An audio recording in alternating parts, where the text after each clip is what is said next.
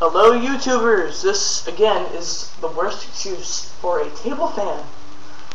This one doesn't have any brakes in it because I haven't destroyed it yet. It still works. I can't believe I actually use this in my room. It's noisy, it's loud, it's rattly. It doesn't blow any air whatsoever. It's a Lasco, get it at Walmart. Don't know why. Sometimes I do stuff that's completely pointless. Here's high.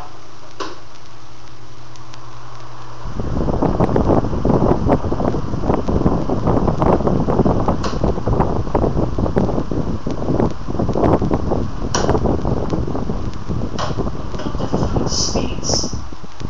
It's made of all plastic. Look how flimsy this is. Every part of this fan is plastic. This one's next on my destruction list. Well, actually, this fan is next because this one's close to dying.